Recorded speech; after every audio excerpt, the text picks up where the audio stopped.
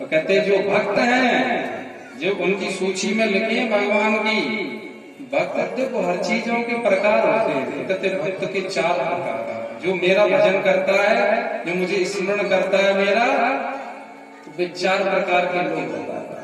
तो बताए कि एक भक्त वे हैं जिनको कहा अर्थार्थी। अर्थार्थी जो कहते हैं मुझे स्मरण तो करते हैं मेरा, मुझे बुलाते हैं, मुझसे मांगते हैं, और ये कहते हैं कि मेरा यह काम बन जाए, मेरी नौकरी लग जाए। हे भगवान, या हमारे बालक नहीं है, बालक हो जाए, हे भगवान, फिर हम भागवत की कथा कराए। ये भक्त ही हैं, भक्त है ये भगवान ने स्वयं बना। लेकिन एक भक्त को नाम क्या दिया है? नामकरण कर दिया है, नामकरण संस्कार है। कहते हैं ये अर्थार्थी भक्त है। तो वो कहते हैं कि मांगते तो मुझसे ही है, संसार में तो नहीं जाते हैं कि तुम ऐसा कर दो, तुम ऐसा कर दो, डॉक्टरों पे तो नहीं जाते, तो मुझसे कहते हैं, केवल मेरा मुझे आधार बनाते हैं, तो मैं उनकी मनोकामना को पूर्ण कर देता हूं। भगवान तो कैसे भी जपते हो, मुझे याद तो करते हैं, किसी बहाने से करें, अर्थात नहीं है। और एक भक्त कौन बताए? आर्त कि पहले तो मुझे याद नहीं करते, भगवान कहते हैं, और जब कोई संकट आ जाता है तो फिर याद। तो कहते चलो संकट आने पर याद तो मुझे ही करते हैं, तो मेरे भक्त ऐसा तो नहीं कि पहुंच जाए संसार में, चलो तुम हमारी मदद करो, तो संसार के लोग तो मदद नहीं करेंगे, तुम्हारा दुख को बढ़ाए, तो मदद करता है। तो वो जो केवल मेरा आश्रय लेता है कि अब संकट आ गया और सब छोड़ करके एक मेरा नाम लेता है, मैं तुरंत ही जाकर के उसका उद्धार कर देता हूँ, इनको आर्त करता है। ये भी भागवत जी में कथा है, आपने सबने सुनी है, गजेंद्र और ग्रह की कथा है। जब गजेंद्र और ग्रह मगर और गजेंद्र हाथी, दोनों जब गजेंद्र अपने परिवार को लेकर के, ये हम जान करके भूमिका बना रहे हैं, उद्धव गोपी प्रसंग में ये जान करके भूमिका बढ़ रहे हैं आईने में, इसलिए कि वह स्पष्ट हो जाए।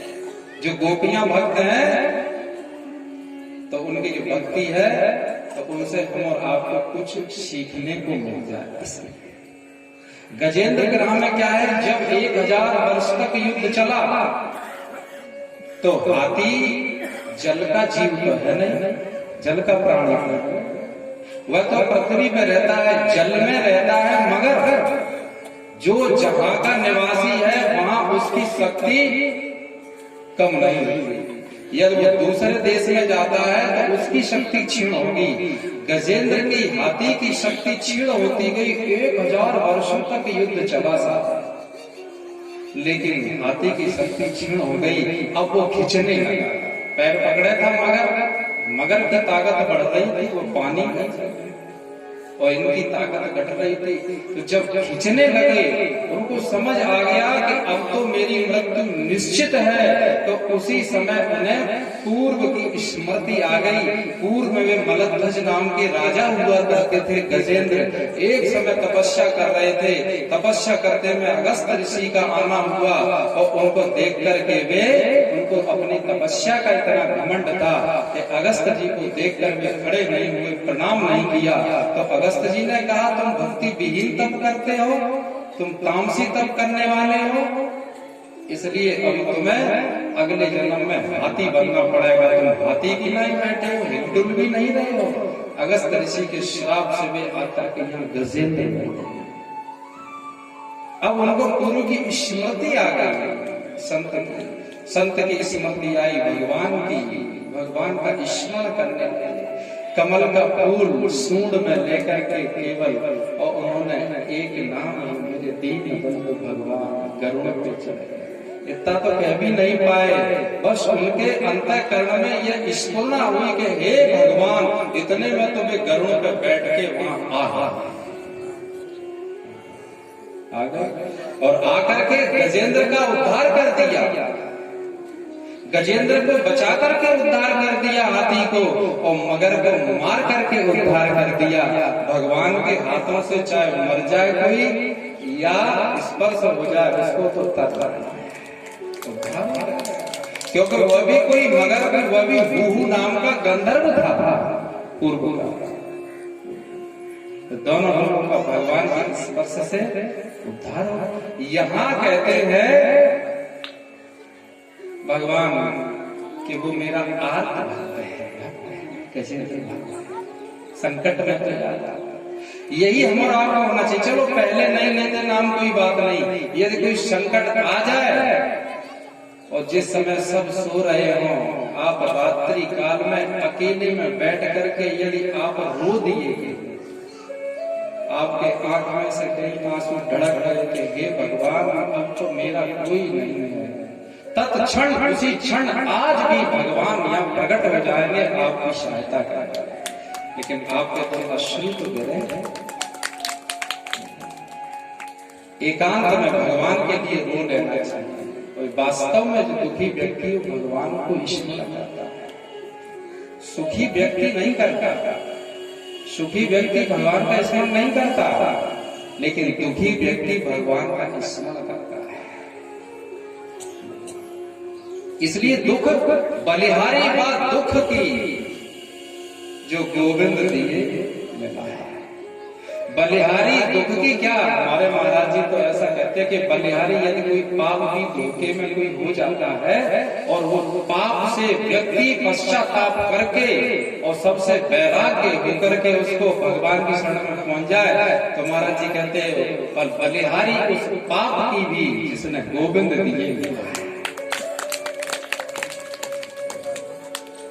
ऐसी कोई घटना, ऐसी कोई बात जो इस जगत से अपना पिंड छुड़ा दे, वह अच्छी ही है। जो भगवान में जाके जोड़ दे, वो चाहे जैसी घटना हो, वह घटना बंदनीय है। चाहे अजामिल की बात हो, भले ही दासी पति हो गया अजामिल, लेकिन साधु संतों की संगत से, थोड़ी सी संगत से ही और अजामिल का भी देखो भगवान की गोद में पहुंच गए। उन्होंने अपने अंत काल में हरिद्वार कुलय आश्रम में तप किया है। भगवान के पार्षदों ने उन्हें बचा लिया था, यम के दूतों से छुड़ा लिया था, लेकिन उसी क्षण उनको यह आभास हो गया कि देखो मैंने बुलाया पुत्र को था नारायण कह के, लेकिन पुत्र तो आया नहीं, नारायण स्वयं उन्होंने अपने पार्षद भेजे और मुझे बचा लिया। ऐसे भगवान जिनको मैं भूल गया था, अभी स्मरण किया, बचा लिया, ऐसे भगवान को भुला करके मैं कहाँ लगा हूँ। उन्होंने तत्क्षण अपने सभी 10 पुत्रों को, दासी को, सबको त्याग करके उन्होंने कहा जो मेरा बचा हुआ जीवन है अब मैं हरिद्वार में रहूंगा। वहां जाकर के उन्होंने तप किया। ये कैसे भक्त है? आत्म भक्त है। एक भक्त बताया भगवान ने, एक भक्त का नाम है जिज्ञासु। कहते जो जिज्ञासु भक्त है वह हमेशा यही विचार करता रहता है कि ये सृष्टि किसने बनाई, कैसे भगवान बना लेते हैं, कैसे सबको सत्ता देते हैं, ये जीव क्या है, ये ब्रह्म क्या है, ये ईश्वर क्या है, ये भगवान आखिर है क्या है, कैसे भगवान प्रकट होते हैं, कैसे भगवान का दर्शन होता है, वो इसी विचार में लगा रहता है। तो भगवान कहते हैं ऐसे जिज्ञासु भक्त को मैं ही, ऐसे जिज्ञासु भक्त के लिए मैं ही गुरु बन करके उनके सामने प्रकट हो जाता हूँ और उनकी जिज्ञासा का छेदन करके तो उनको अपने में मिला लेता हूँ। तो गुरु रूप में कौन आते हैं? भगवान ही तो आते हैं। भगवान से अलग तो गुरु नहीं हो सकते हैं। जब गर्भ में राजा परीक्षित ने भगवान श्री कृष्ण का दर्शन किया, ऐसा पुण्यवान वंश पांडव वंश कि गर्भ में ही जिनको भगवान का दर्शन हो गया राजा परीक्षित, जब वे गर्भ से बाहर आए तो उनका नाम परीक्षित रखा ही क्यों गया?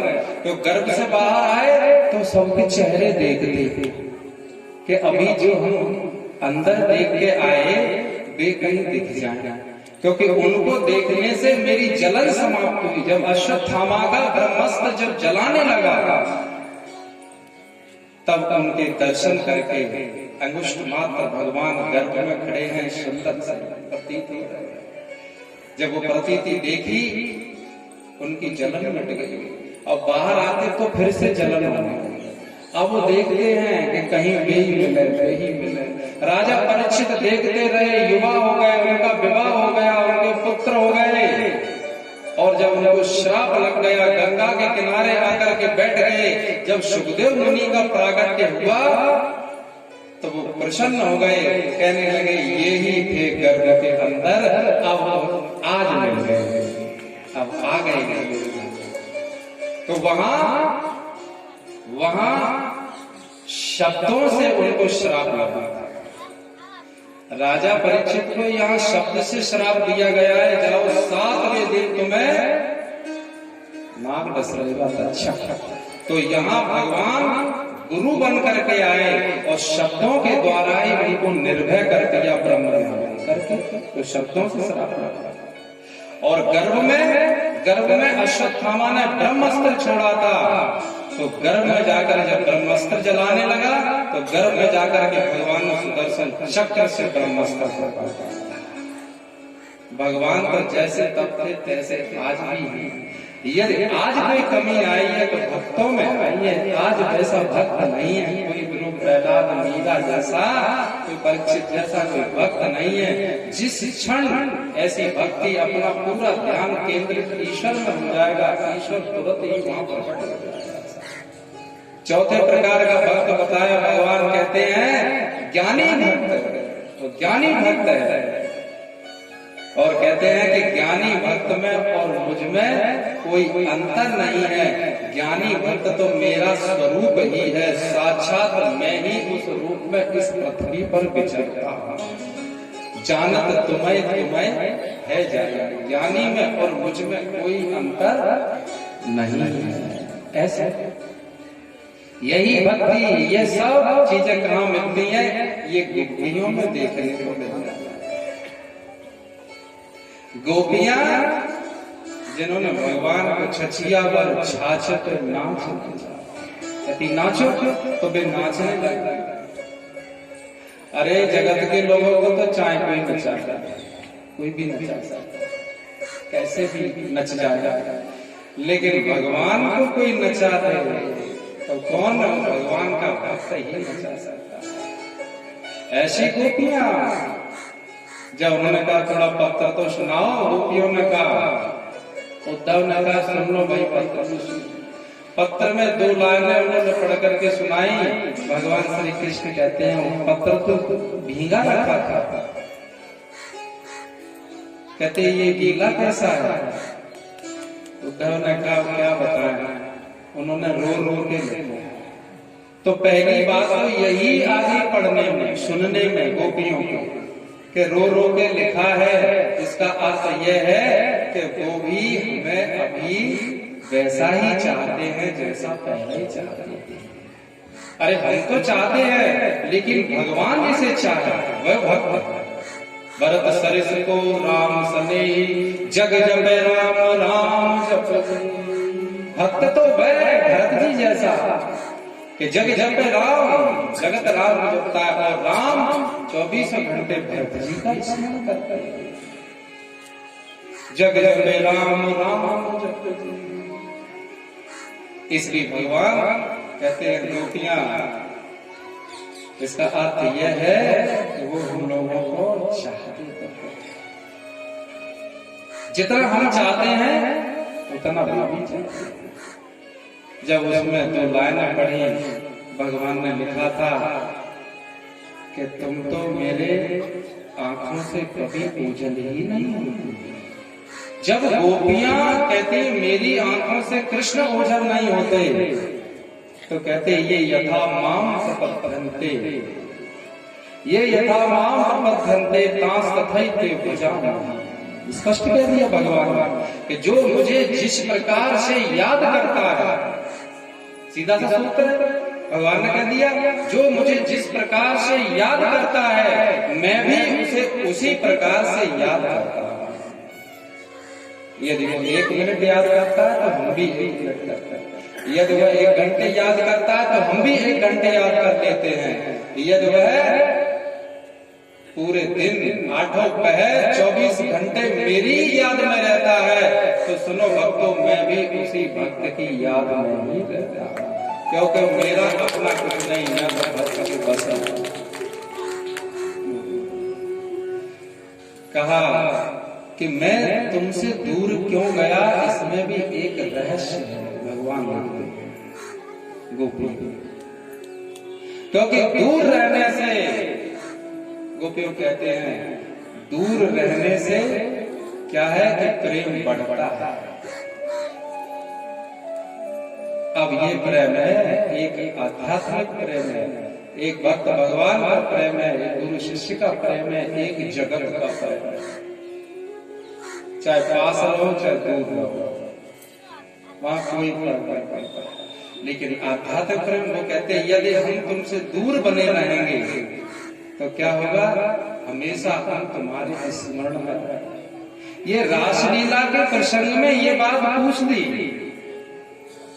जब ये बात पूछी भगवान से कि जो गोपियां घर द्वार छोड़ करके आपके पास पहुंच गई, ये राजा परीक्षित ने सुखदेव जी को पूछा कि उनमें से कल्याण किसका पहले हुआ। एक तो बेटी सब घर द्वार छोड़ करके और भगवान के पास आ गए, वो दूध रखा छोड़े आए और वे पतियों को छोड़े आए, घर परिवार छोड़े आए, भगवान के संग आके रास किया। एक वे थी जिन्हें घर के लोगों ने घर के लोगों ने बंद करके रखा, ताला आने नहीं दिया, जाने नहीं दिया भगवान के पास। तो परीक्षित पूछने लगे उनमें से पहले कल्याण किसका हुआ। भगवान कहते हैं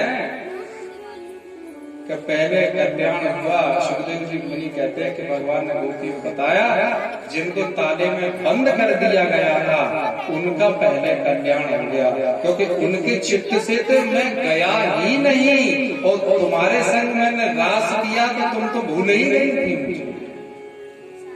जब रासलीला के प्रसंग में यह आता है रास पंचाध्यायी में कि रास जैसे प्रारंभ हुआ तो भगवान गोपियों को छोड़ करके अंतर ध्यान चले गए।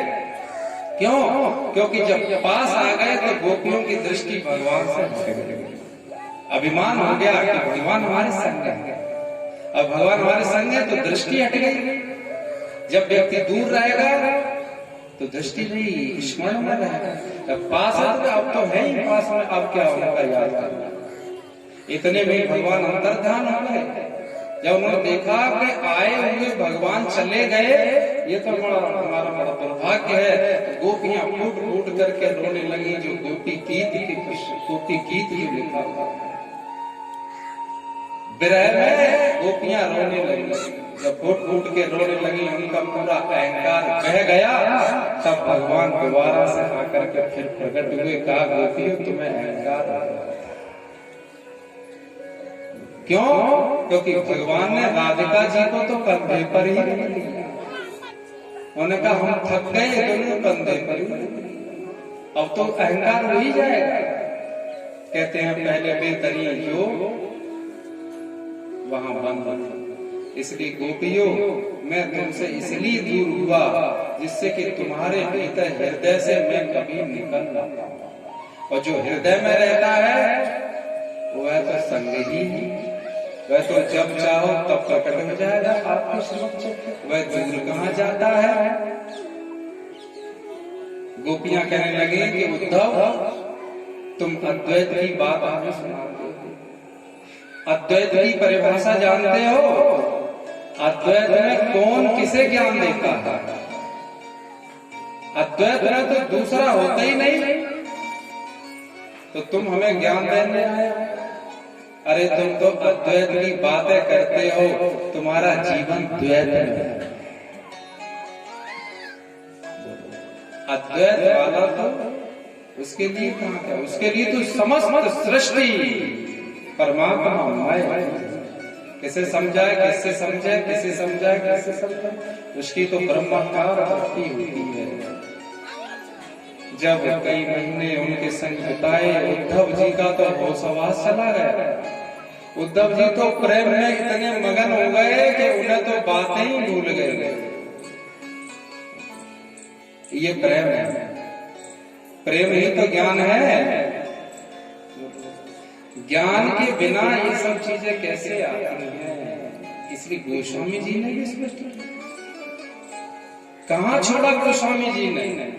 आप रामचरितमानस पढ़ते हैं, रामचरितमानस में गोस्वामी जी लिखा बिन जाने न होए परती,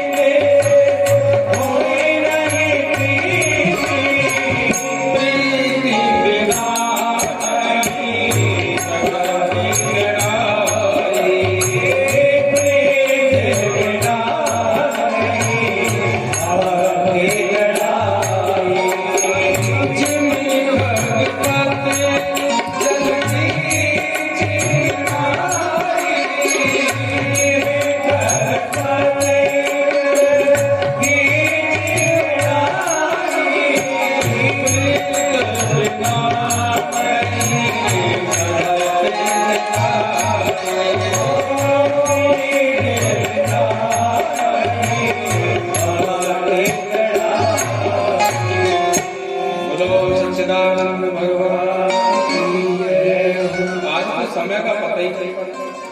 4 बजने को हमें लग रहा है अब यही बैठे थे, 4 बजे को इसे बंद करके तब ठीक घड़ी। अभी तो बैठे ही थे 4 बजे, चलो कोई बात। इसीलिए तो कहा है कि समय से परे यदि कोई है तो भगवान का नाम। कहाँ रहा है समय, पता पड़े कि 2 घंटे कहाँ चले गए। नहीं तो एक मिनट घड़ी में देखो, हाय अभी 1 ही बजा, हाय फिर थोड़ी देर बैठे रहो, कितना विचार कर लो, फिर देखो लगता अभी 1 बज के 10 ही